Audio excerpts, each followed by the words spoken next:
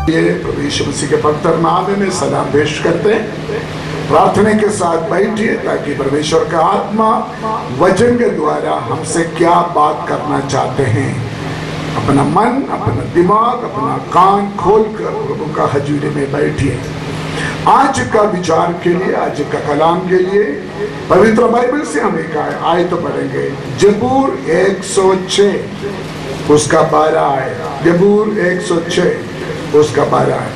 तब उन्होंने उसके वचनों का विश्वास किया और उसकी स्तुति गाने लगे।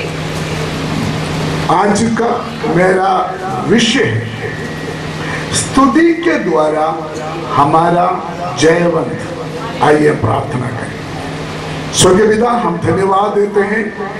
आराधना का शुरू से अभी तक पवित्र आत्मा हमको मदद किया, गीत गाने में, आराधना करने में, गवाही के लिए पवित्र आत्मा हमको मदद किया। अभी तेरा पवित्र वचन के सामने हम बैठते हैं। आत्मा से लिखा हुआ वचन पवित्र आत्मा के द्वारा समझने के लिए हमारी बुद्धि को, हमारे जीवन को तैयार कर।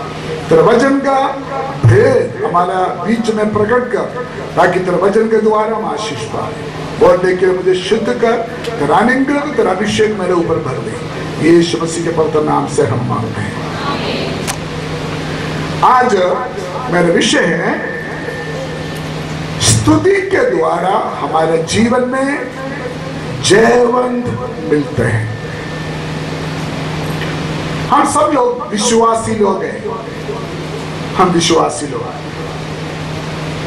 परमेश्वर ने हमको बुलाया, अलग किया विश्वास के साथ जीने के लिए। क्या पता है हम विश्वासी है या नहीं। अगर हमारे अंदर विश्वास है, उस विश्वास का सबसे बड़ा चिन्ह है हम परमेश्वर को स्तुति करेंगे। अगर हम परमेश्वर को स्तुति नहीं करेगा उसका मतलब हम सही विश्वासी नहीं है। यहां पर जो लिखा है 106 जबूर में, परमेश्वर ने इस्राएल लोगों के लिए जो कुछ चिन्ह चमत्कार किया है वो देखकर, वो वचन सुनकर वो लोग विश्वास किया और परमेश्वर को स्तुति किया। पुराना नियम का विश्वास से लोग विश्वास करने के लिए कुछ देखना चाहते थे। वो परमेश्वर का कामों को देखा फिर विश्वास किया, या सुना फिर विश्वास किया। आंखों का दृष्टि के द्वारा वो चलते थे। लेकिन हम जो नया नियम विश्वासी लोग हैं, हम देखकर चलने वाले नहीं है। हम कैसे चलने वाले लोग हैं? विश्वास के साथ चलने वाले लोग हैं। विश्वास के साथ हम जीने के लिए परमेश्वर चाहते हैं। फर्क क्या है?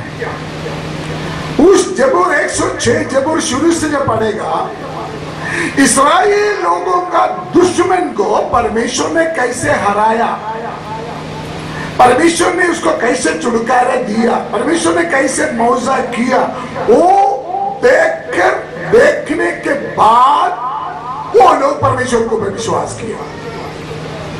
लेकिन हम ऐसे नहीं। हमको मालूम है हमारे सामने दुश्मन खड़ा है, हमारा सामने दुश्मन तैयार है, तो हम विश्वास करना चाहिए वो दुश्मन को क्षण समय के अंदर हमारा पैर के नीचे परमेश्वर ने उसको दबा कर रखने।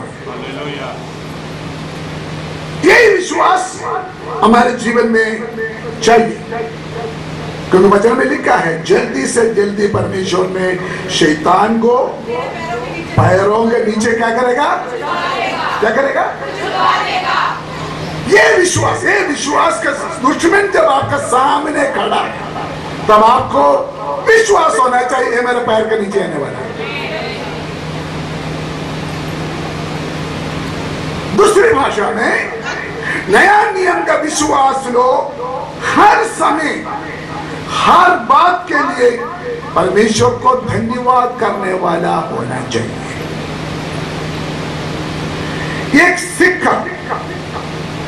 एक सिक्का का दो साइड है, स्तुति और विश्वास। एक साइड स्तुति, दूसरा साइड विश्वास। जो विश्वासी स्तुति नहीं करते हैं वो विश्वासी नहीं है।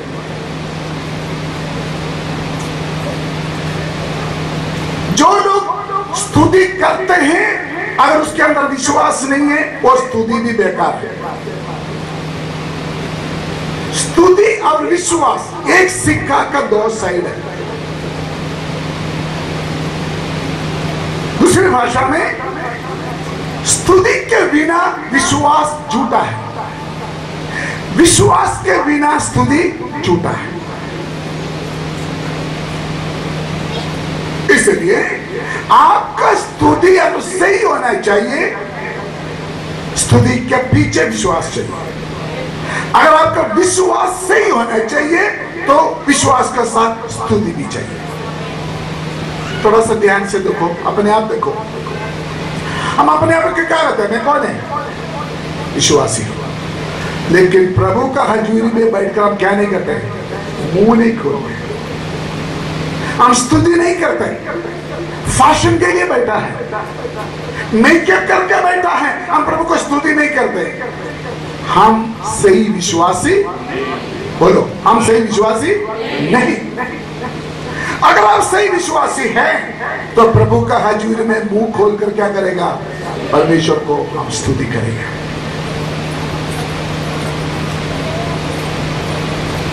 क्यों हम परमेश्वर को स्तुति कर रहे हैं? 22 जबूर उसका तीसरी आयत हम देखेंगे, हम क्यों परमेश्वर को स्तुति कर रहे हैं। परंतु तू जो इज़राइल की स्तुति के सिंहासन, कुछ और ऊंचा शब्दों में पढ़ना कार्य कर रहा है। परंतु तू जो इज़राइल की स्तुति के सिंहासन पर विराजमान है। बोलिए, क्यों हम परमेश्वर को स्तुति करना? हमारा परमेश्वर कौन है? स्तुति के ऊपर विराजमान है। सुनिए, ये दुनिया का लोग लोहा से, एल्यूमिनियम से, चांदी से या सोना से बना हुआ कुर्सी में बैठना पसंद करते हैं। बड़े बड़े मंदिर में जाकर देखो, बड़े बड़े जगह में जाकर देखो, सबसे बड़ा कुर्सी किसे बनाया? सोना से बनाया। ये दुनिया के देवी देवता लोग सोना से बना हुआ कुर्सी के ऊपर बैठना पसंद नहीं करते। लेकिन हमारा परमेश्वर के लिए सोना से बनाया हुआ कुर्सी काफी नहीं है, वो उनके लिए कुछ भी नहीं है। उसको चाहिए स्तुति के सिंहासन, स्तुति का ऊपर वो विराजमान परमेश्वर है। माफ करना, बाइबल में लिखा है सोना एक विश्वासी के लिए गंध का समान है, मेल का समान है। हम स्वर्ग में जाकर उसके ऊपर चलेंगे। हमारा परमेश्वर को ऐसे बड़े बड़े चीजों से बनाया हुआ कुर्सी में, सिंहासन में बैठने वाले नहीं। हमारा परमेश्वर अगर हमारे बीच में रहना हो, उसी को स्तुति का सिंहासन तैयार करना होगा, तभी हमारा परमेश्वर उसमें विराजमान होगा। इसीलिए स्वर्ग स्तुति से भरा है। दिन रात स्वर्गदूत क्या करते हैं? परमेश्वर को स्तुति करते हैं। सेनाओं के यहोवा पवित्र पवित्र पवित्र। क्योंकि अगर वो स्तुति नहीं है, स्वर्ग ही नहीं रहेगा। अगर वो स्तुति स्वर्ग में नहीं है, परमेश्वर स्वर्ग में रह नहीं सकता। परमेश्वर को जगह आप बिठाना चाहते हैं, वहां स्तुति क्या सिंहासन को तैयार करना पड़ेगा। सुनिए, हमारा एक के अंदर परमेश्वर कैसे वास करेगा? आप चाहते मेरे अंदर यीशु मसीह आ जा, मेरे अंदर यीशु मसीह वास करो, या बैठो प्यारे हो, हाँ जरूर करेगा। उसके लिए पता है क्या करेंगे? पवित्र आत्मा आपके अंदर काम करेगा, काम करके पवित्र आत्मा के द्वारा आप स्तुति करना शुरू हो जाएगा। जब पवित्र आत्मा के द्वारा आप स्तुति करना शुरू करेगा, परमेश्वर आपका दिल के अंदर वास करना शुरू हो जाएगा। सिर्फ हमारे हृदय में नहीं, हमारे घर में भी, सिर्फ घर में नहीं, हमारे चर्च में भी। अगर हमारे चर्च में परमेश्वर का उपस्थिति अगर हम चाहते हो, जितना ज्यादा हम परमेश्वर को स्तुति करेंगे, उतना ही परमेश्वर सिंहासन में हमारे बीच में होगा। फिर हम फील करते हैं, हाँ परमेश्वर हमारा बीच में है। वो ध्यान से सुनो, कैसे फील करेंगे परमेश्वर हमारे बीच में? बोलिए, कैसे फील करेंगे परमेश्वर हमारे बीच में? कुछ साल पहले हमारे इधर कंबाइंड वर्शिप हुआ, दीप नगर में। हमारे सारे पड़ोसियों को बुलाया, नॉन क्रिश्चियन भी आया। उसमें एक सरदार का वाइफ आया, आज वो प्रभु के पास है। वो बंदगी के बाद उन्होंने घर में जाकर बोला, उधर बैठे बैठे मेरा दिल करते थे मैं भी क्रिश्चियन बनूं। एक छोटी सी बात है, वो फील एक सरदार की वाइफ के अंदर हुआ कैसे? क्योंकि उन्होंने परमेश्वर का हजूरी क्यों महसूस किया? परमेश्वर का हजूरी क्यों कैसे महसूस हुआ? परमेश्वर का लोग जब स्तुति करने लगा, परमेश्वर विराजमान होते हुए बैठे हुए सबको महसूस हुआ। विश्वासी लोग, आप चर्च में परमेश्वर को जब आराधना करोगे, स्तुति करेंगे, जो नॉन क्रिश्चियंस हमारे चर्च में आएगा उसको महसूस होगा सचमुच परमेश्वर उनके बीच में है।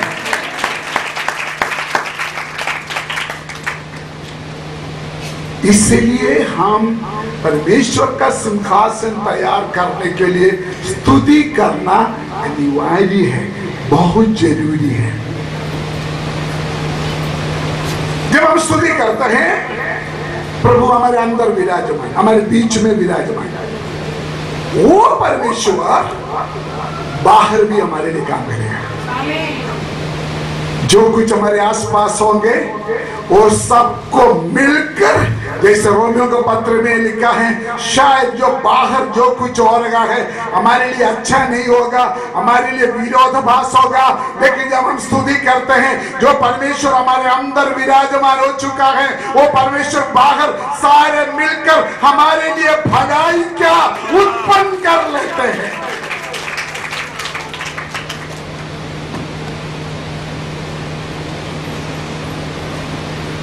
हालेलुया। जो लोग घर में जाकर बुड़बुड़ापन करते हैं, अभी हमने क्या बोलता है, बुड़बुड़ापन है, जो बुड़बुड़ापन करते हैं वो चर्च में बैठकर स्तुति पता नहीं कर सकता, ऐसी बात पता नहीं कर सकता, नहीं कर सकता। घर में जाकर किसी के खिलाफ हम निंदा करते हैं, किसी के खिलाफ बोलते हैं, आप प्रभु का हजूरी में आकर स्तुति नहीं कर सकता, क्योंकि आपके अंदर प्रभु विराजमान नहीं है। दूसरी बात, जो लोग प्रभु को स्तुति करना, मेरा विषय आप समझना, क्या मेरा विषय?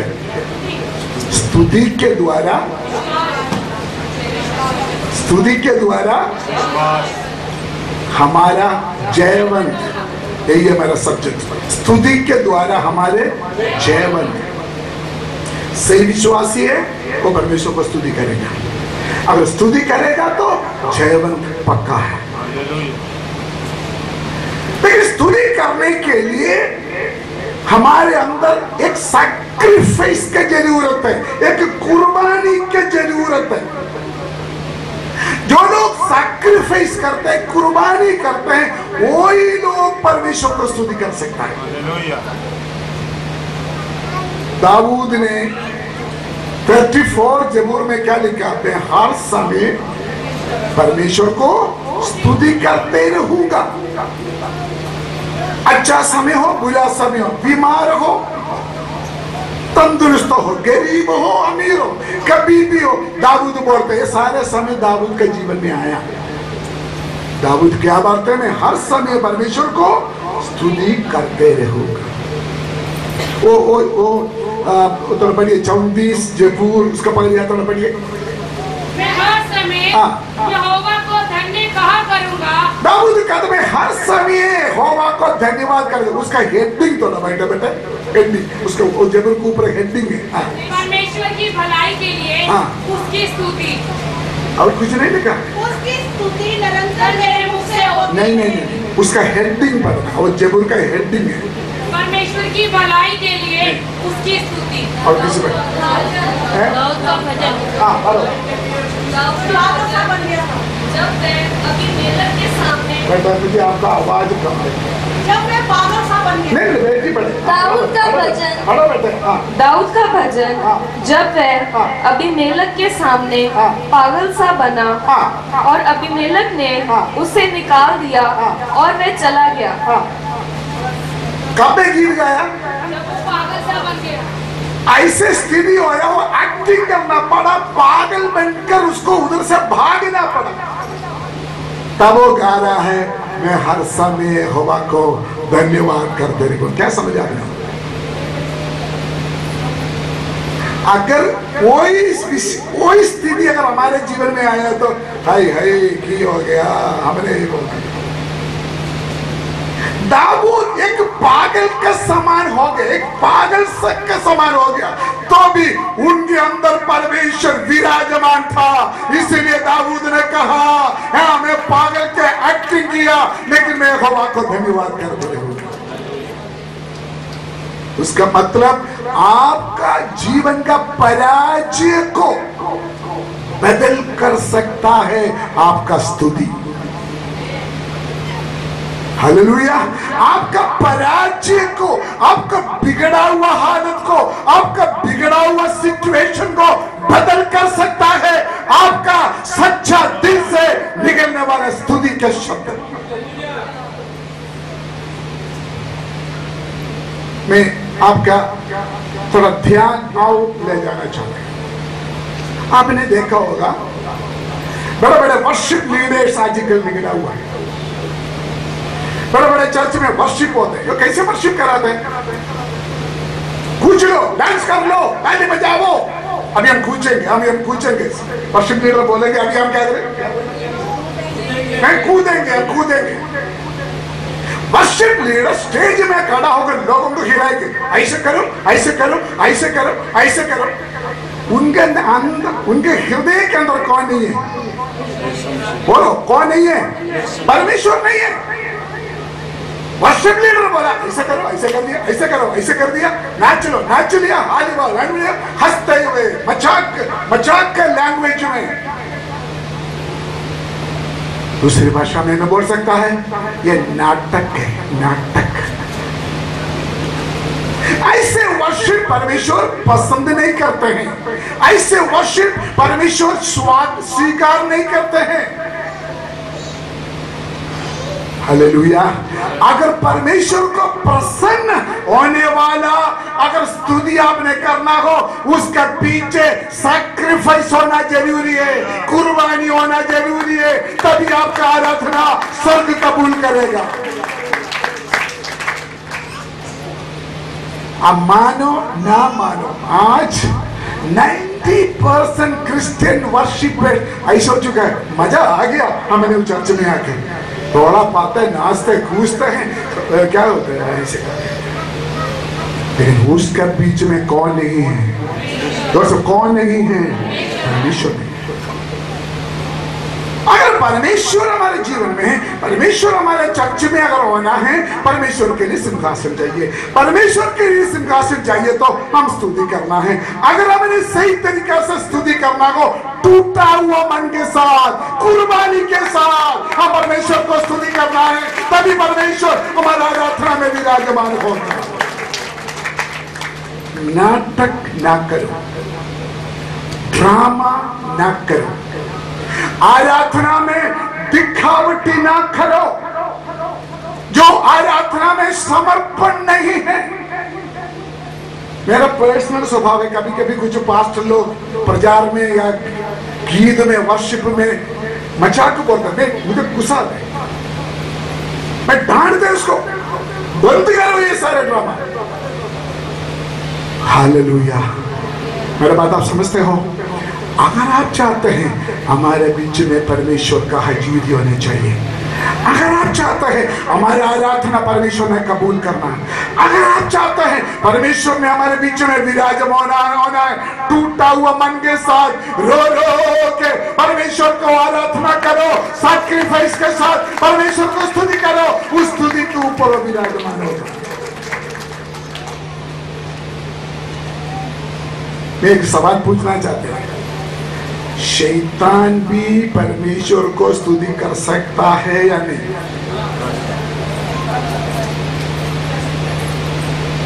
हाँ? शैतान बोलेगा बहुत अच्छा, और करो, मुझे मजा लगता है। शैतान हालेलुया। जिस आराधना में लोग आंसू के साथ शामिल हो जाते हैं, उसमें सचमुच परमेश्वर का हजूरी क्यों हम महसूस करते हैं।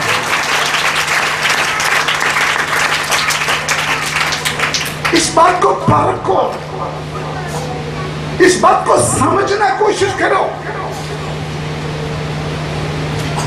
ऐसी आराधना परमेश्वर नहीं चाहिए। आपको मालूम है, शैतान भी यीशु मसीह को बोला था, हे परमेश्वर के पुत्र, तो यीशु मसीह ने डांटा, हट जाना सर, तेरा कोई हक ही नहीं है मेरे नाम लेने का। हालेलुया। आपको मालूम है 22 जबूर 3 आयत पढ़ा है ना, हमारे परमेश्वर स्तुति के ऊपर विराजमान है। वो जबूर मसीहा का जबूर है। यीशु मसीह का कष्ट शराबानी में हम पढ़ते हैं, यीशु मसीह का कष्ट अनुभव को भविष्यवाणी के द्वारा गाया हुआ जबूर है। उसी जबूर में लिखा है हमारा परमेश्वर स्तुति के ऊपर विराजमान है। हालेलुया। इसी तरह यीशु मसीह के मौत के बारे में लिखा हुआ और एक मसीही जबूर है, 118 जबूर, उसमें भी लिखा है यीशु मसीह ने जो कुछ कष्ट सहन लिया, वो सारे बोलने के बाद आखिरी उसका 24 आयत में लिखा है, आज का दिन यहोवा ने बनाया, हम क्या हो जाए, आनंदित हो जाए। तो ये दोनों जबूर में परमेश्वर का स्तुति, परमेश्वर का सिंहासन के बारे में देखते हैं। वो दोनों जबूर यीशु मसीह का कुर्बानी के बारे में बताते हैं। इसका मतलब बिना कुर्बानी, बिना समर्पण, बिना सैक्रिफाइस आप सही स्तुति नहीं कर सकता।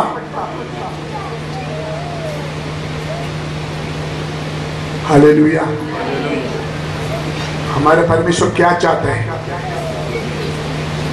हमारे परमेश्वर चाहते हैं हमारा दुख, हमारा निराशा हमारे जीवन से हटाकर उसी जगह में आनंद का तेल से हमको मसा करने का, उसके लिए पिता ने यीशु मसीह को यहाँ पर भेजा है।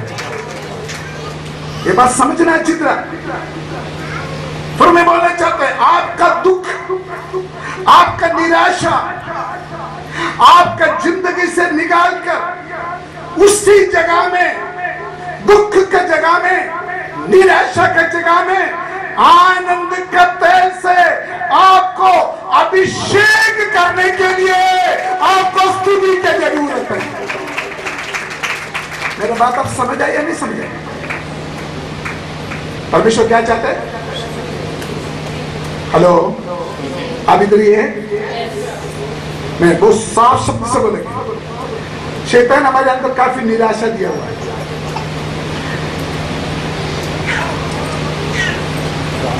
काफी निराशा दिया हुआ है, काफी दुख दिया हुआ है। इधर देखिए, बहुत लोगों का जिंदगी दुख से भरा है, निराशा भरा है। वो ध्यान से स्टेप बाय स्टेप देखना, समझना। दुख से, निराशा से भरा हुआ जिंदगी में आनंद का तेल से आपको अभिषेक से भरने के लिए पिता ने पुत्र को ये धरती में भेजा है। वो आनंद का तेल की अभिषेक आपको ऊपर आने के लिए आपको स्तुति करना जरूरी है। हालेलुया।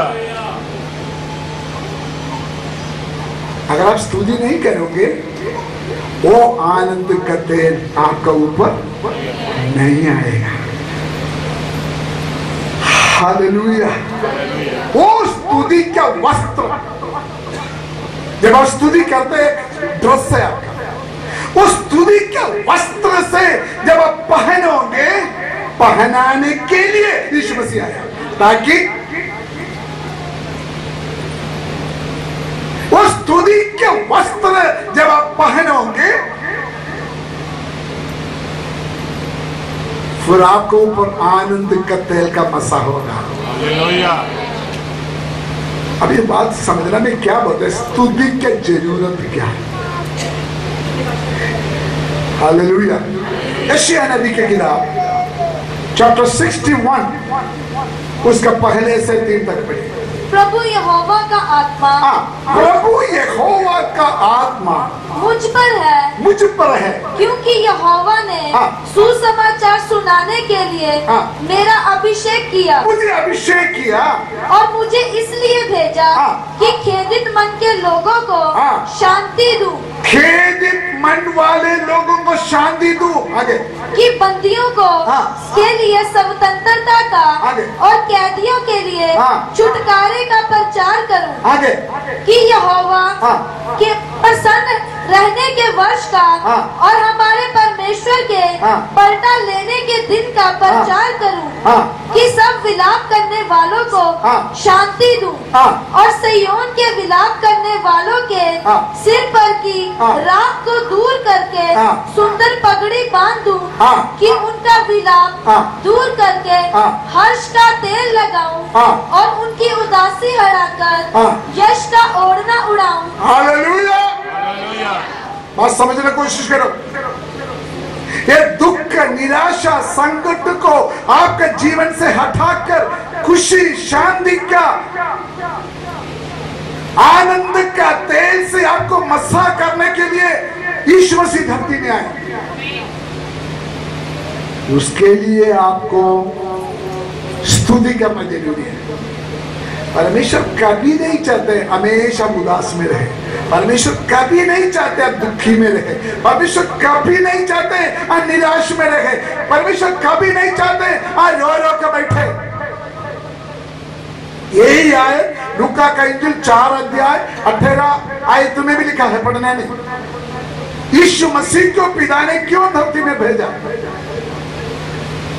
हालेलुया। मैं उसके बारे में और एक भेद बताऊंगा। 8 जबूर उसका 2 आयत बताओ।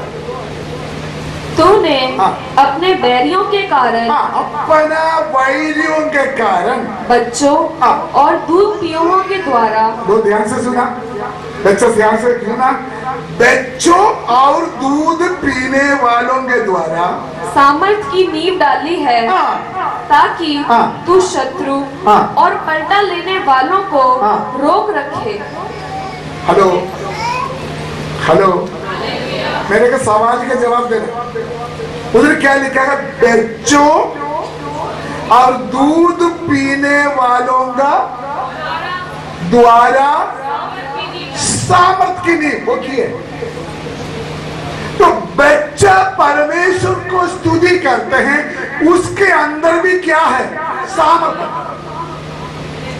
हेलो हेलो, यही चीज मत्ती के इंजिल 21 अध्याय 15 और 16 आयत में यीशु मसीह ने कहा।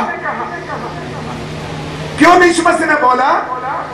जब यीशु मसीह यरूशलेम नगर में प्रवेश हो गया, छोटे छोटे बच्चे चिल्लाने लगा, होशन्ना होशन्ना होशन्ना।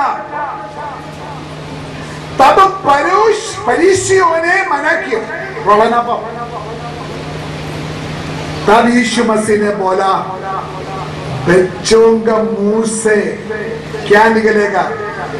तो मत्ती के इंजिल 21 का 15-16 तो पढ़िए। परंतु जब प्रधान याजकों और शास्त्रियों ने इन अद्भुत कामों को जो उसने किए और लड़कों को मंदिर में दाऊद की संतान को, लड़कों को, बच्चों को मंदिर में दाऊद की संतान को होशन्ना पुकारते हुए देखा, तो वे क्रोधित हुए और उससे कहने लगे, क्या तू सुनता है कि ये क्या कहते हैं?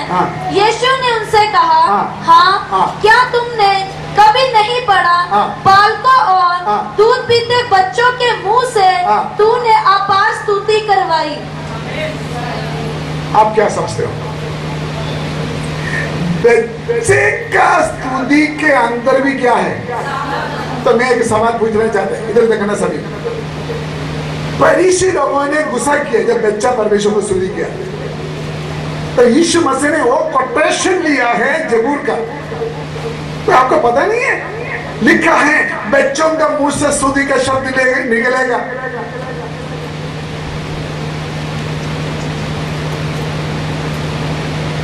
क्यों यीशु मसीह बच्चों का स्तुति के ऊपर खुश हो गए? क्यों बच्चों का स्तुति में, हमारे बीच में कोई बच्चा स्तुति करेगा तो हाँ बच्चा है, गीत गा लिया, बस ठीक है बैठो। लेकिन यीशु मसीह ने ऐसे नहीं किया। जब बच्चा परमेश्वर को स्तुति करते थे, यीशु मसीह खुश हो गया, क्योंकि यीशु मसीह को मालूम है ये बच्चा जब स्तुति करते हैं ना, शैतान को हाजम नहीं होता है, बचता नहीं है, क्योंकि उस बच्चों का स्तुति के ऊपर भी क्या है? बल है और सामर्थ्य है। हालेलुया। मेरी बात आप समझे कि नहीं?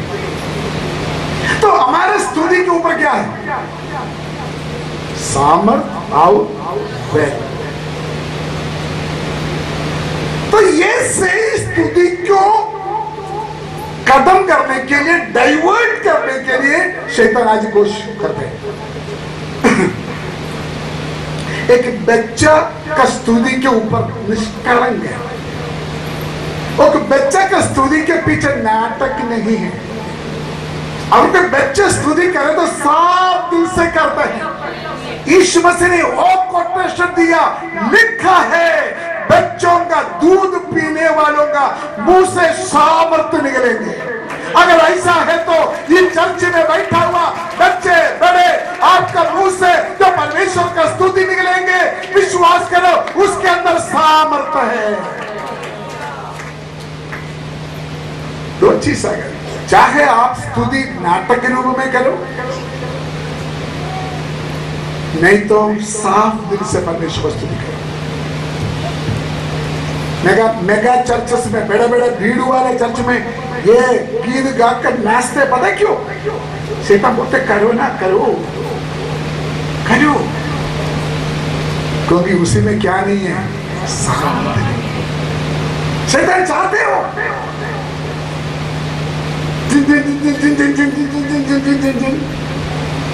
ये शैतान चाहते करो करो करो, क्योंकि शैतान को मालूम है उसके अंदर कोई शक्ति नहीं है। एक छोटा सा बच्चा भी है, जब साफ दिल से परमेश्वर को स्तुति करते हैं, उसका परमेश्वर रिकॉग्नाइज करते हैं।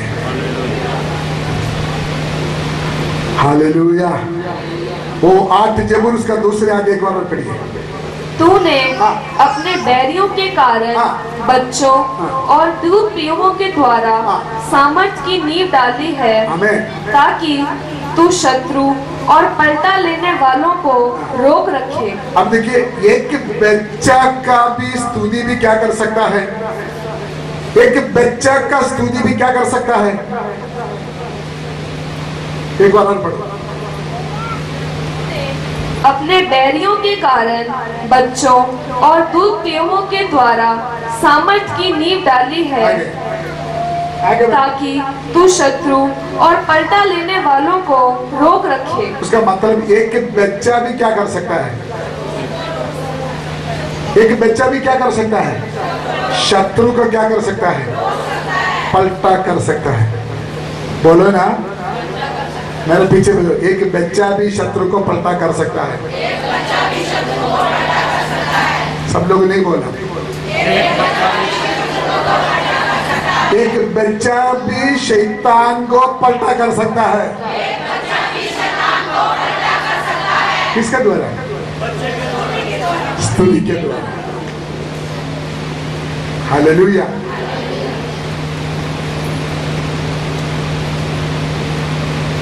अभी थोड़ा ध्यान से रखना।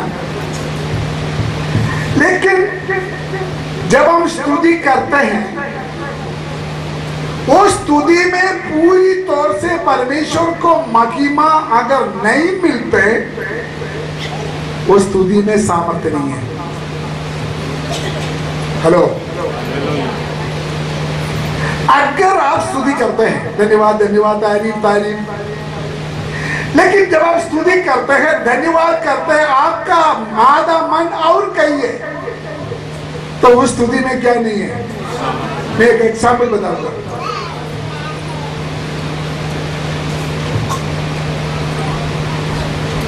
इस्राएल लोग बछड़ा को बनाया,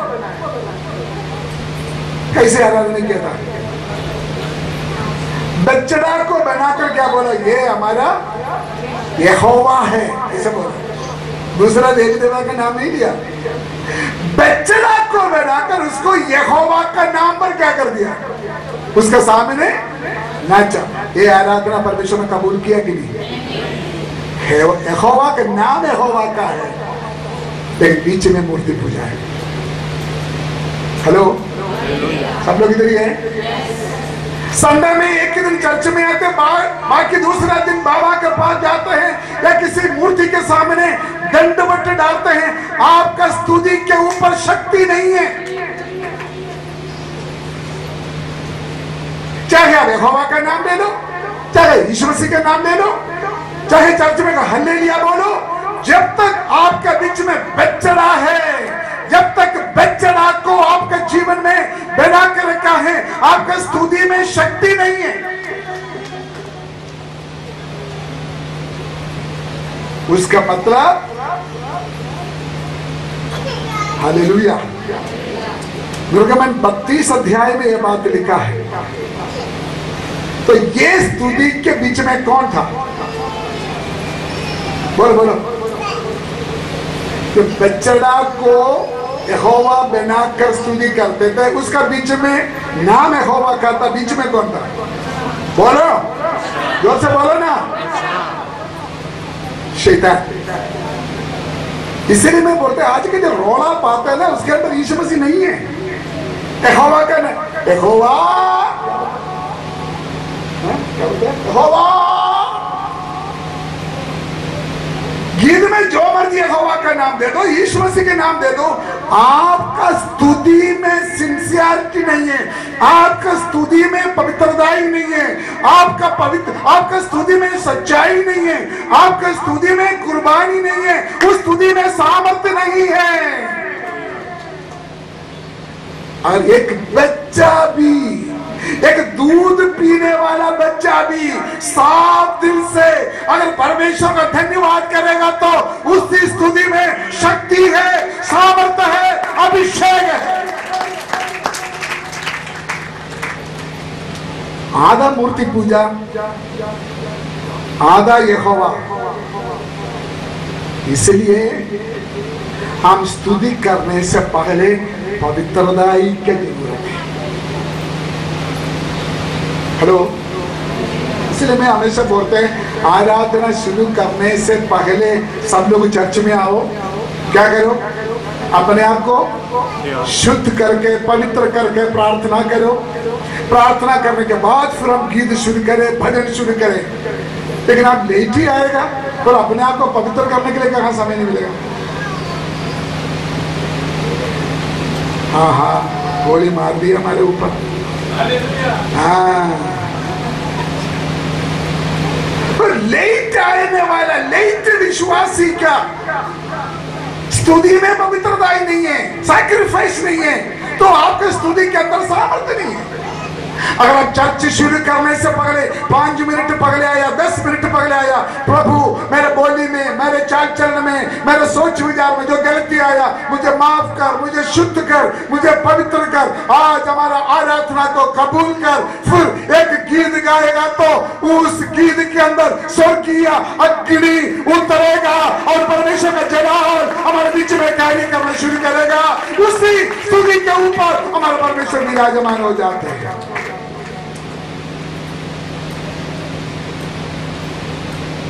एक बात समझना, जब हम जोर से परमेश्वर को स्तुति करते हैं ना, ये शैतान का सिर दर्द है, उसको अच्छा नहीं लगता है।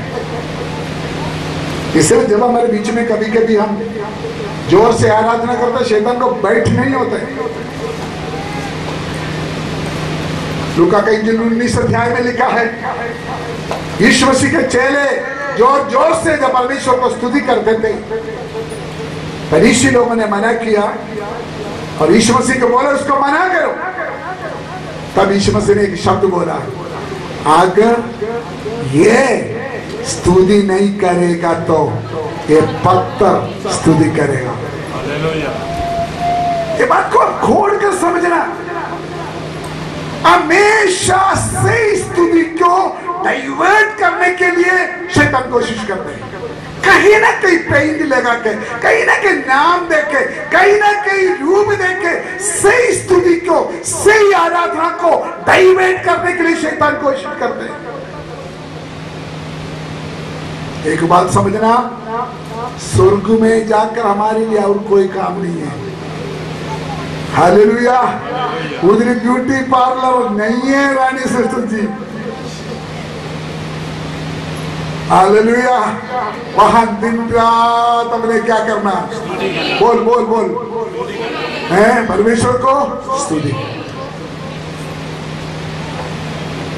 पहले तो श्रोणी 5:18 में लिखा है, हर बात में स्तुति करो।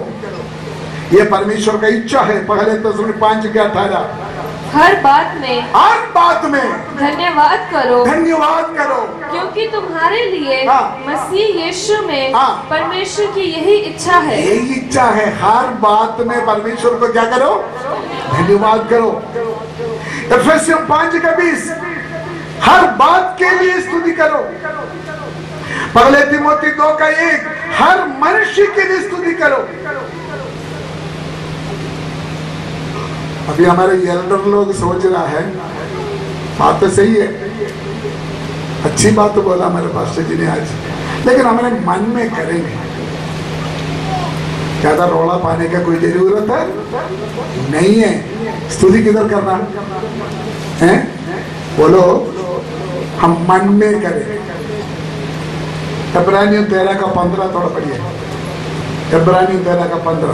इसलिए हम उसके द्वारा स्तुति रूपी बलिदान अर्थात उन होठों का फल जो उसके नाम का अंगीकार करते हैं परमेश्वर को सर्वदा चढ़ाया करें। तो स्तुति किधर से आना चाहिए? अरे नहीं बोलेगा तो आप बोलते, मैं तो मन में करते ही है। तो मन में स्तुति करना काफी नहीं है।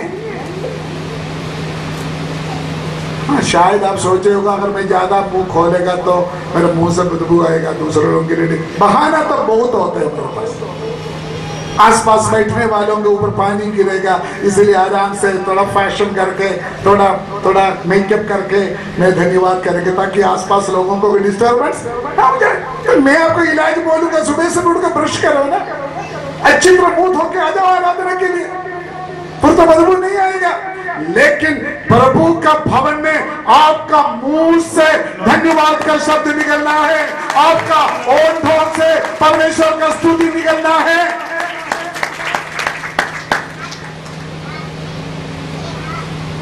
प्रभु का वचन में लिखा है, जो मन भर जाते वो, ऐसे कोई आयत है हिंदी में क्या लिखा है? जो मन में भरा जाता है वो मुंह में, उल्टा अगर मुंह में नहीं आ गया तो मन में भी नहीं है। तो मैंने अभी देखे ना कितना लोगों का मुंह बंद है स्तुति करने के लिए, तो आपका मन में भी किए। बोलो राजन ब्रदर है, तो बोल रहे हैं पादरी साहब ने हमारा फट्टा खोल दिया। जो मुंह से प्रभु को धन्यवाद करते हैं उनके मन में भी कुछ नहीं है। अगर मन में कुछ है तो जरूर मुंह खोलेगा परमेश्वर के लिए, मुंह खोल के परमेश्वर को धन्यवाद करेगा।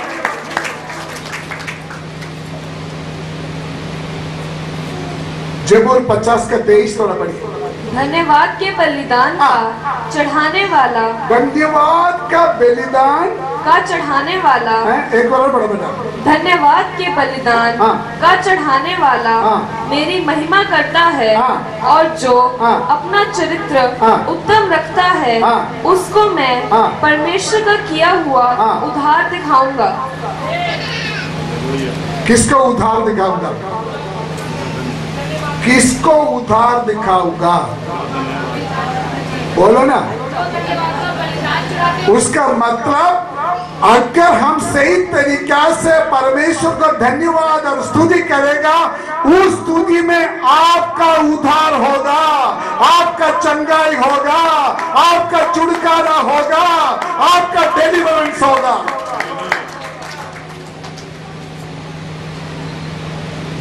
हालेलुया।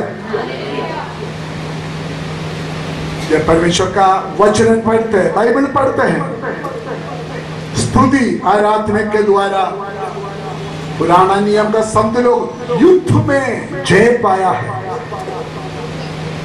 स्तुति आराधना के द्वारा बंधन से आजाद पाया है। स्तुति और आराधना के द्वारा विपत्ति से छुटकारा पाया है। बहुत एक शामिल प्रभु का वचन में है। केरला में एक बड़ा परमेश्वर का दास था, उसका नाम है वंडमेड चाको। मैंने देखा है मैनेजमेंट में उनके बारे में कहानी। वो जंगल में रहते थे, जंगल एरिया में परमेश्वर का सेवा करते थे। एक रात एक जंगली हाथी आया उनका घर की ओर से। उधर जंगल में रात हाथी आएगा तो आग जलाकर उसको भगाते। तो एकदम अचानक जंगली हाथी आया, आग जलाने के लिए कोई साधन नहीं है। प्रभु का दास उस हाथी के सामने खड़ा होकर एक जोर से हल्लेलुया बोला। एक ही हल्लेलुया में हाथी पूंछ उठाकर वापस भाग गया। ये कहानी नहीं है, हुआ बात है। उनका शब्द ही कुछ ऐसे था। क्या समझते हो?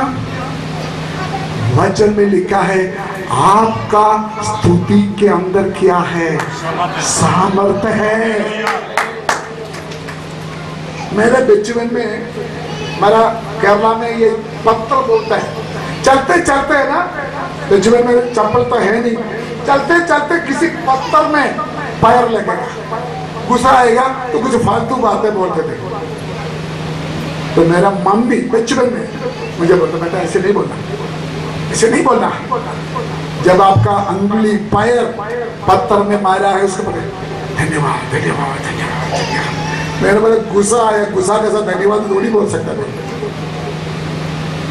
लेकिन वहां भी एक भेद था। मम्मी ने एक्सपीरियंस किया, जब आपको अचानक एक स्तुति किया, एक पत्थर मारा, एक इंसिडेंट हुआ, प्रभु धन्यवाद धन्यवाद धन्यवाद धन्यवाद। मैं बाइबल कॉलेज में पढ़ते थे, तूफान आया, बड़ा पेड़ हमारे कॉलेज के ऊपर गिर गया, सभी स्टूडेंट जाकर ऐसे पकड़ा। एक टीचर ने बड़ा ये जो लकड़ी काटने वाले क्या बोलते हैं, वो मारा, वो आकर मेरा इधर मेरे ये नाड़ी काट गया। इतना ब्लड पंप जैसे भागने शुरू हो गया, सभी टीचर्स डर गए।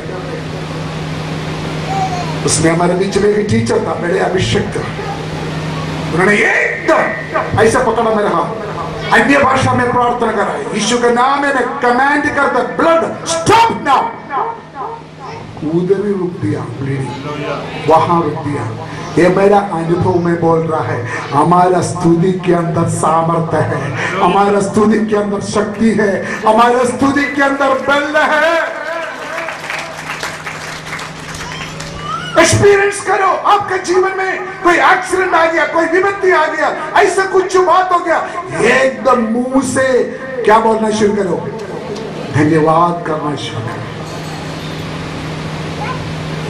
Hallelujah, hallelujah. मैंने आज सुबह ऑफिस में बैठकर बच्चा स्टडी कर रहा था, पता नहीं इतना उम्र हो गया बाइबल पढ़ते, लेकिन कभी कभी मुझे रोज नया कुछ पॉइंट मिलता। आपको मालूम है यूना नबी को मछली ने बाहर उल्टी की, देखा ना, हेलो हेलो, क्यों उल्टी की? यूना नबी मछली के पेड़ में है, यूना नबी मछली के पेड़ में है, मछली के ऊपर दबाव आया, उसको उल्टी कर, क्यों? पढ़ो पढ़ो थोड़ा, पढ़ो तो यूना नबी के किताब 2 अध्याय उसके 9 आयत पढ़ी, यूना नबी 2 के 9 थोड़ा पढ़ी।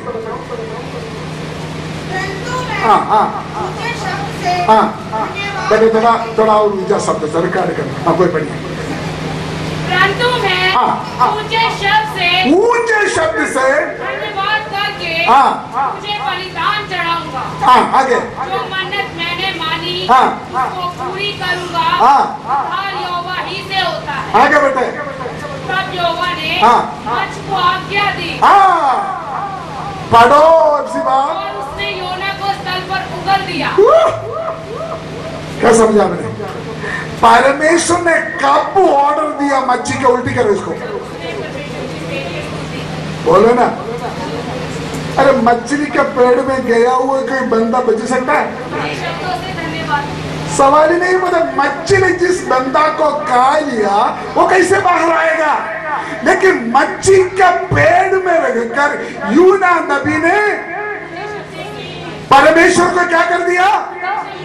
क्या कर रहे थे? ऊंचे शब्दों से।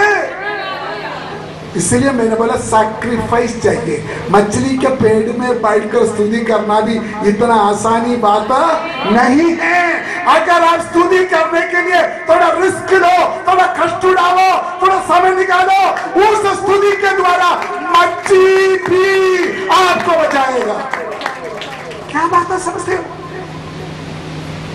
असंभव को संभव करने वाला शक्ति आपका स्तुति के अंदर है। बाइबल में बहुत तेरे आए थे। पौलुस और सीलास जेल में था, वो क्या करते थे? परमेश्वर को स्तुति करते थे। क्या हो गया? बोलो ना, जब परमेश्वर को स्तुति कर क्या हो गया? बोलो बोलो बोलो बोलो ना। उनका बंधन टूट गया, जेल का दरवाजा खोल दिया और अपने आप बाहर आया। आपके रिश्तेदार आज जेल के अंदर है, मैं भविष्यवाणी करते हैं और सचमुच परमेश्वर को स्तुति करना शुरू हो जाए, जेल भी खोल कर बाहर आ जाएगा।